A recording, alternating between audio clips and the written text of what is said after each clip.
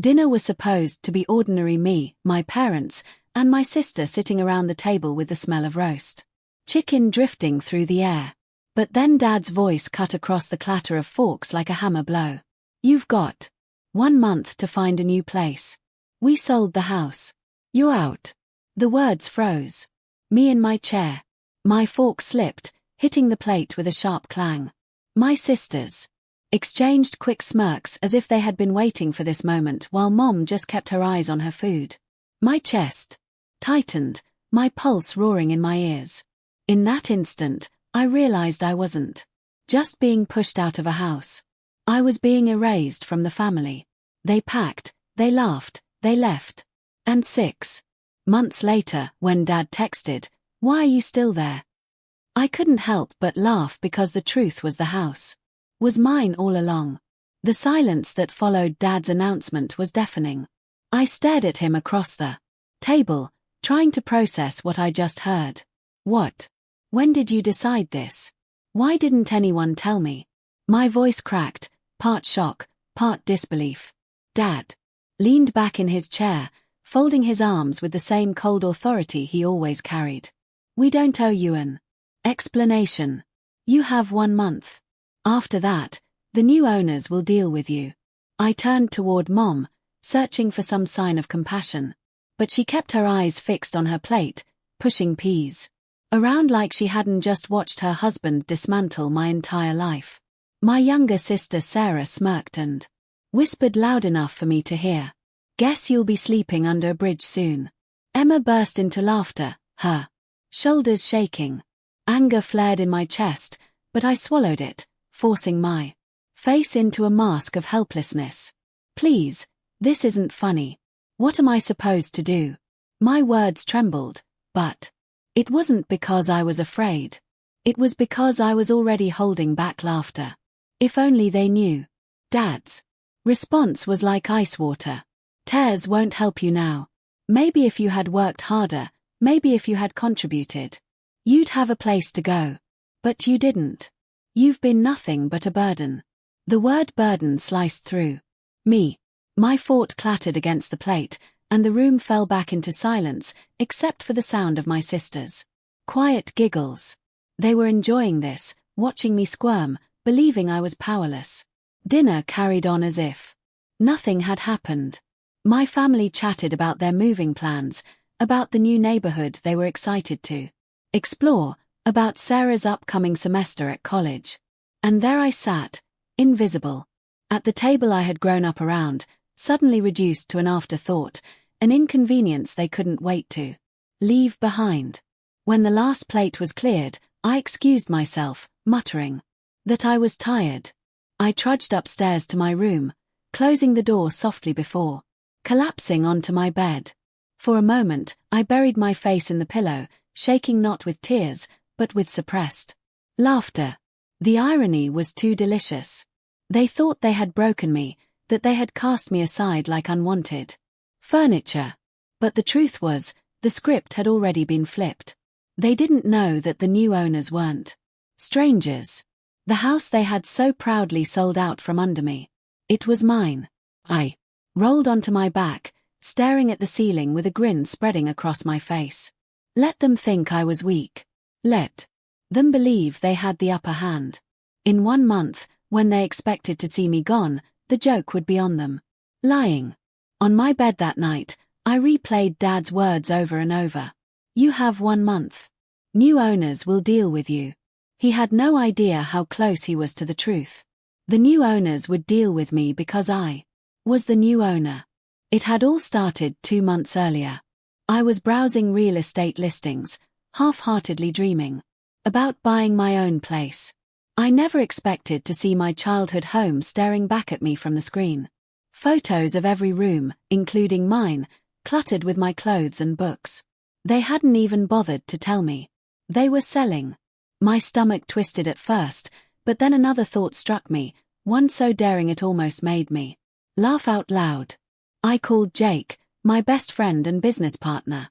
He picked up on the second ring. "You sound wired. What's going on, Jake? You're not going to believe this." My parents listed the house. My house. The one I still live in. He paused. Wait, you're serious? They didn't tell you? Nope. Not a word. But get this. I want to buy it. Through the company. They'll never know it's me. For a moment, all I could hear was static on the line. Then Jake let out a low whistle. That's either genius or insane. Probably both. Exactly. But think about it. They want me gone. Fine. Let them think they've won. Meanwhile, I'll be signing the deed. The next week was a blur of secret meetings and phone calls. I hired an agent who promised discretion. Every time I signed a form, my hands shook, not from fear, but from exhilaration. Each signature was a step closer to turning their betrayal into my revenge. I played the part of the clueless daughter perfectly at home.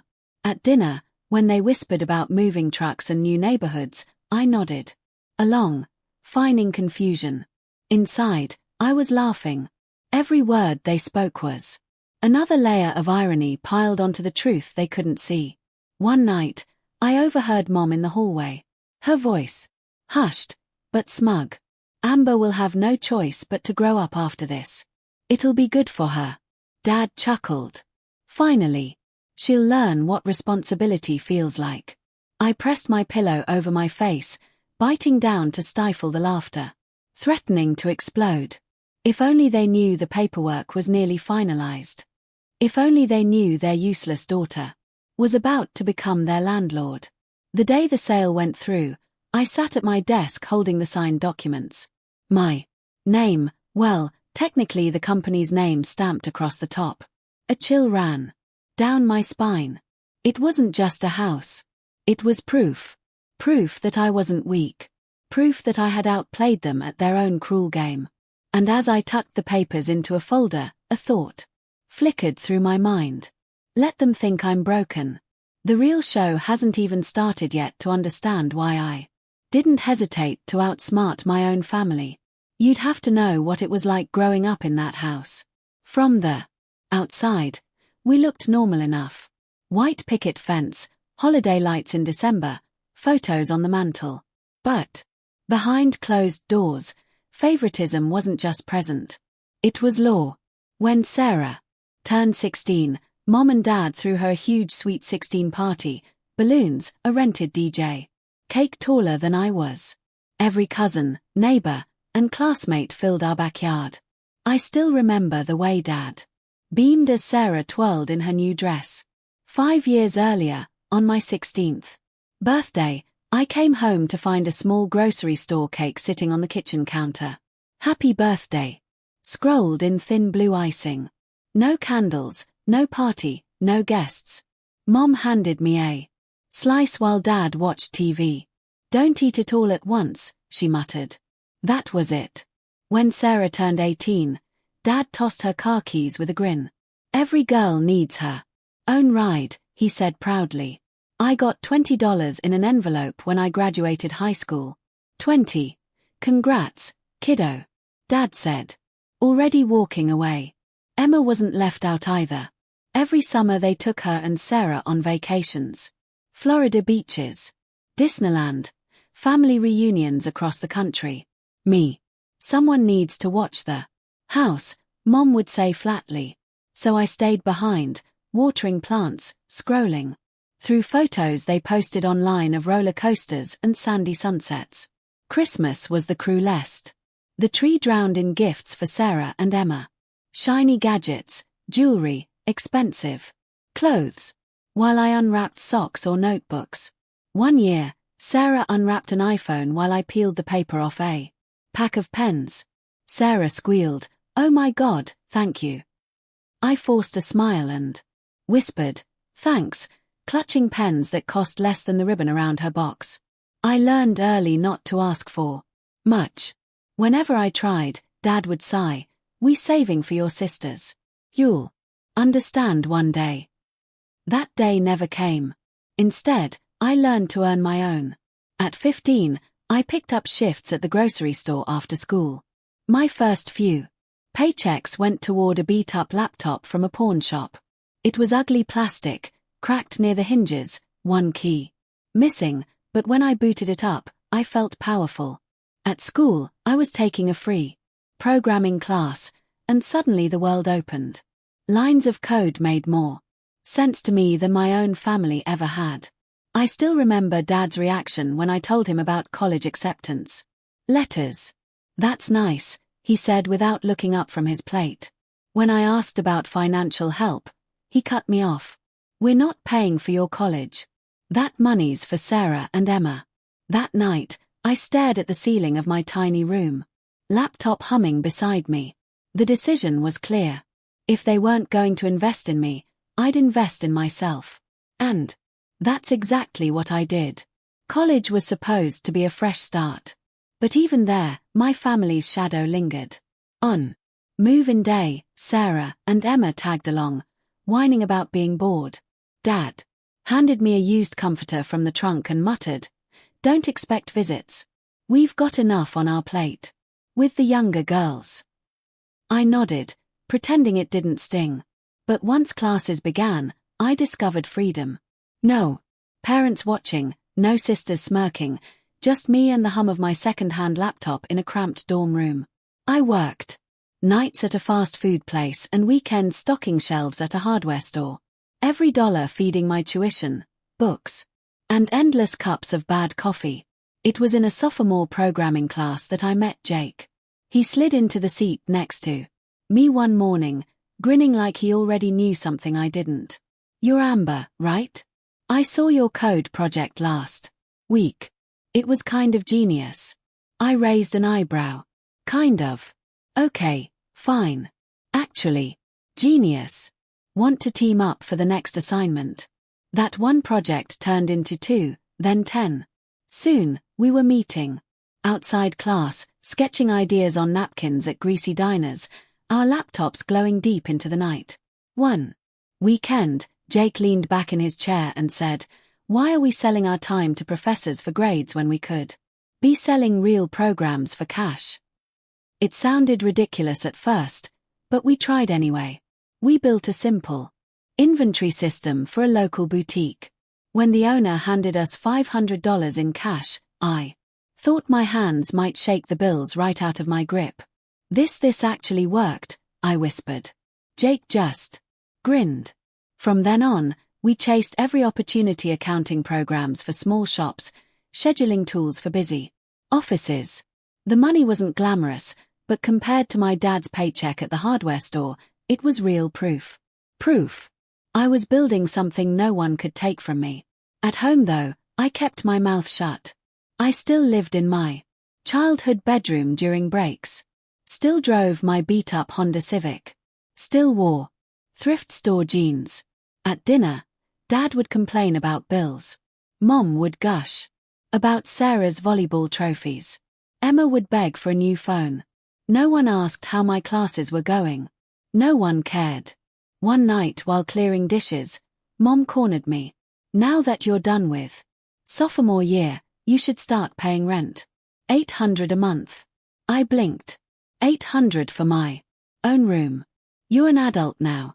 It's time you carried your weight. We're not running a charity."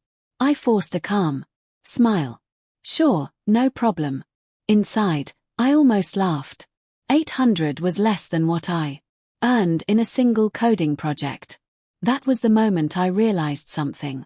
My family's rejection had become my fuel.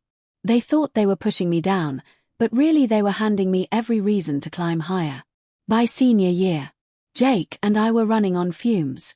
We lived off ramen and vending machine coffee, renting a shoe box office with flickering fluorescent lights and broken blinds, 2 desks, 2 laptops, and a dream that felt both unstoppable and insane.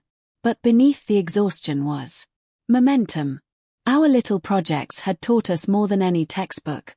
And now we wanted something bigger, something that could prove we weren't just kids tinkering. We were creators. We started building a supply chain management system, complex, ambitious, maybe even reckless. Nights blurred into mornings as we coded line after line, fueled by energy drinks and desperation. One night, Jake slammed his laptop shut and groaned. We're insane. No one's going to buy this. We're wasting our time. I looked up, blur-eyed, fingers still tapping keys. Maybe, but if we pull this off, it'll change everything. Jake laughed bitterly. Or it'll bury us. I smiled. Then let's go down swinging. We kept going. Weeks passed. The code grew. Until it was more beast than program, sprawling across our screens like a living thing. We argued. We patched. Bugs. We broke it and rebuilt it. And somehow, piece by piece, it worked. Then, the email came. A mid-sized logistics company had heard about our system through word of mouth. They wanted to test it. Jake nearly dropped his phone. They want a demo tomorrow. I felt the world tilt beneath me. Tomorrow? Are we even ready? Hell no, he said, eyes wide. But we're doing it. We barely slept. The next day, blur-eyed but determined, we presented our system in a cramped conference room. Executives in suits sat across the table, skeptical and stiff. My voice shook at first, but as I explained the features, real-time tracking, predictive analytics, seamless integration, I felt the confidence rise. This was ours. We had built this from nothing. When the meeting ended, the suits whispered among themselves. One finally spoke. We'll be in touch. Days crawled. Then Jake burst into the office one afternoon, waving his laptop like a madman. Amber, you need to see this. I leaned over his shoulder. An email filled the screen. My eyes locked. On the number. 2.3 million. I blinked, rubbed my eyes, read it again. This can't be real. Jake laughed half mad. It's real. They want to buy the software. $2.3 million. I sat down hard. The chair squeaking under me. My hands trembled as I covered my mouth. We were millionaires. Jake grinned. Split 2 ways. Yeah, we actually did it for a moment. Silence filled the room. Then we both exploded, shouting, laughing, hugging, pounding the walls like lunatics. The cheap office shook with our joy. We had clawed our way out of obscurity and no one could take it from us. That night we celebrated with cheap pizza and beer because old habits die hard. I raised my glass to us. To the kids nobody believed in. Jake clinked his bottle against mine. To the future. But when I went home, reality hit. Mom and Dad were watching TV. Sarah texting. Emma scrolling through TikTok. None of them knew. None of them cared. To them, I was still the invisible daughter, the burden, the afterthought. At dinner, Dad sighed about bills. Mom complained about tuition for Sarah, and Emma wed about wanting a new car. I sat quietly, chewing my food, the knowledge burning inside me like a secret flame. They thought I was powerless. They thought I was broke, clinging to my tiny room, barely scraping by. What they didn't know was that I now had more money in my account than Dad would make in a lifetime. I looked around the table, forcing a neutral smile. Inside, a storm raged. If only you knew, I thought. If only you knew who I really am now. And that's when it hit me. I didn't need their approval anymore. I didn't need their scraps of attention. I had built my own future, brick by digital brick. The only question left was this.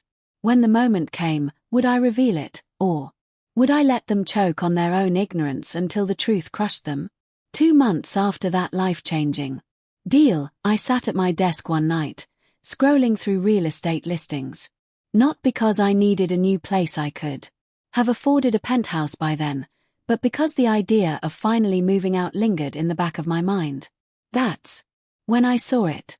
My house. Our house. The photos hit me like a punch to the chest. The living room where I had spent countless birthdays ignored. The kitchen where Mom once laughed as Sarah unwrapped an iPhone while I got socks. The bedroom with my posters still on the wall. They had listed it without telling me. For a moment, hurt burned hot, then anger, then something darker. An idea so wild I actually laughed out loud. I picked up my phone. Jake answered on the second ring. It's midnight. Why are you calling me like you just found buried treasure? Because I did, I said. My parents put the house up for sale. They didn't even tell me. But guess what? I'm going to buy it. Silence, then a low whistle. Wait, you're serious? Dead serious. Through the company. They'll never know it's me. Jake chuckled nervously. That's insane. Or brilliant. Maybe both. The next day, I contacted a discreet agent, one who didn't ask too many questions. The paperwork began, and suddenly, I was living a double life.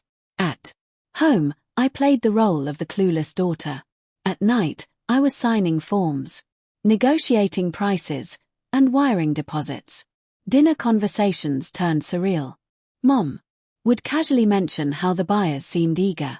Dad would sigh dramatically, talking about how Amber needs to figure her life out before she gets kicked out. Sarah would smirk and whisper, better start shopping for cardboard boxes. I nodded, hiding my grin behind my water glass. If only they knew. The closer we got to closing day, the more exhilarating it became. Every signature was a secret victory.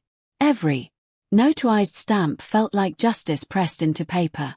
One evening, while walking down the hall, I overheard Mom and Dad whispering outside their bedroom door. She's going to be shocked when the new owners show up. Mom said almost gleeful. Dad chuckled. Maybe this will finally force her to grow up. She's been leeching off us for too long. I had to press my fist against my mouth to keep from laughing. Grow up. I was weeks away from owning the very roof over their heads. The morning of the closing, I woke up early, heart pounding. Jake met me outside the attorney's office, grinning like a kid about to commit the best prank of his life. We signed papers, shook hands, and just like that, the house was mine, legally, irrevocably. Mine. That evening, I returned to a home filled with moving boxes. Dad paced the living room, barking orders at the movers. Sarah whined about packing. Emma scrolled on her phone, and Mom checked lists with her usual tight-lipped smile. When she saw me, she actually had the audacity to pat my arm. Well, Amber, this is it. You've got 1 month before the new owners move in.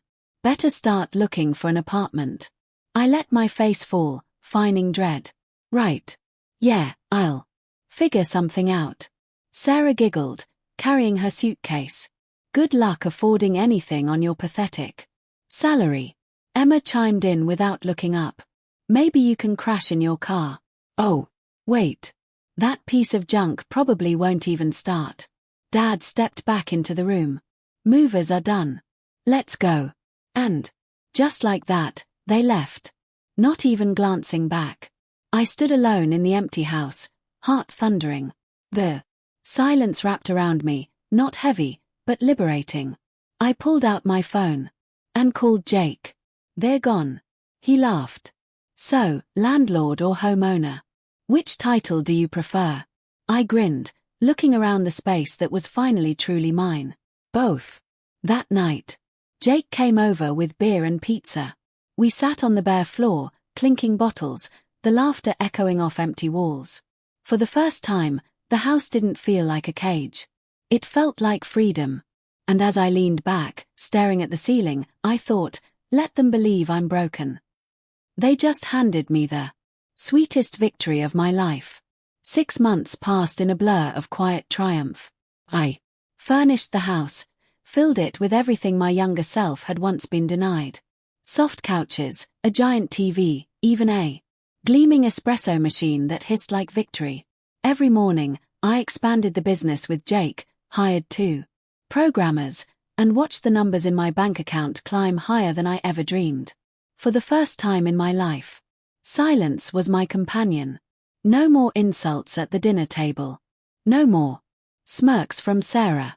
No more Dad's disappointed sighs. Just me, my work, and the walls of a house that belonged to me. Then one ordinary afternoon, my phone buzzed. A text from Dad. Why are you still there? I stared at it, laughter bubbling up until I actually had to sit down. Of course, the nosy neighbor must have spilled everything. They thought I was squatting in some stranger's home. I typed back nothing. Instead, I waited. 2 days later, a car pulled into my driveway. My heart thudded as I peeked out the window. Mom, Dad, Sarah, and Emma stepped out together, their faces tight, uncertain. For the first time. They weren't the masters of this house. They were visitors. I opened the door before they could knock. "Come in," I said casually, stepping aside. They walked in and froze. Their eyes darted. Across the living room, the new sectional couch, the massive TV, the polished wood floors. Emma's mouth fell open. Sarah whispered, "Jesus, this place looks incredible," Dad muttered under his breath. "This must have cost a fortune."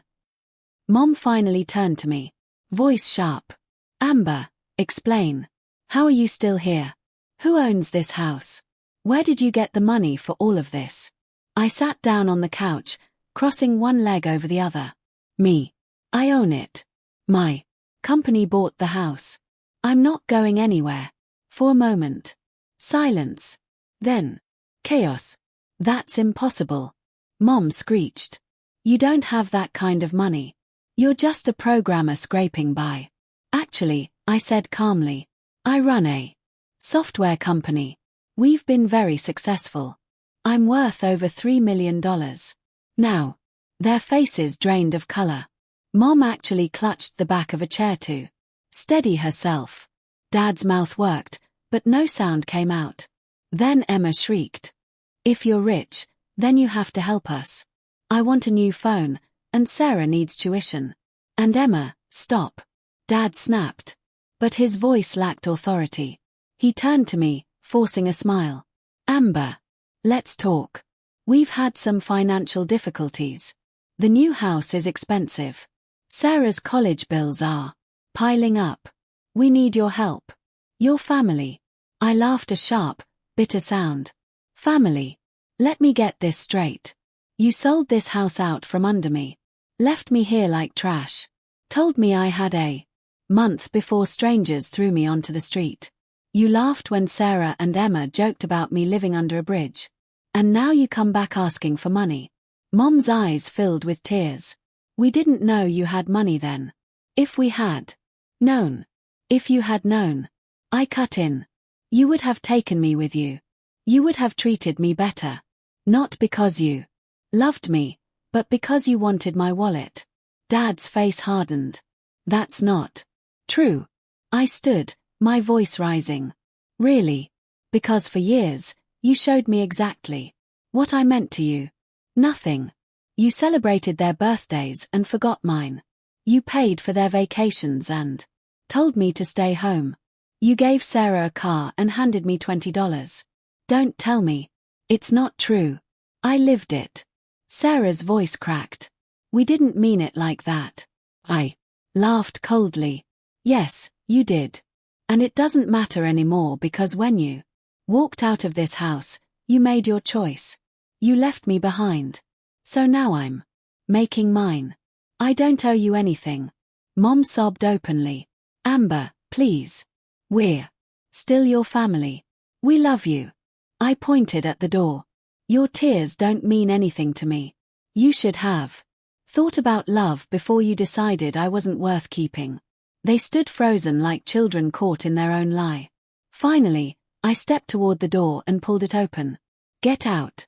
Dad raised his hand in protest. "Wait, we can fix this. We can be a real family now." I shook my head. "No. You had 25 years to be a real family, and you chose not to. It's too late." One by one, they shuffled out, eyes downcast. Mom was the last to leave. She turned at the threshold, her face streaked with tears. "This isn't over, Amber. We won't give up on you." I met her gaze cold and steady. "Yes, it island. And if you keep showing up here, I'll get a restraining order." I slammed the door shut, locked it, and leaned against it, my breath shaking. For the first time, I wasn't the forgotten Daughter, the unwanted burden. I was the one with power. And God, it felt good. The house was silent again. My silence, my choice. In the weeks that followed, my phone buzzed with calls and texts I didn't answer. Voicemails piled up. Dad's voice cracked with apologies. Sarah sent long messages about missing me. Emma demanded money for the latest gadget.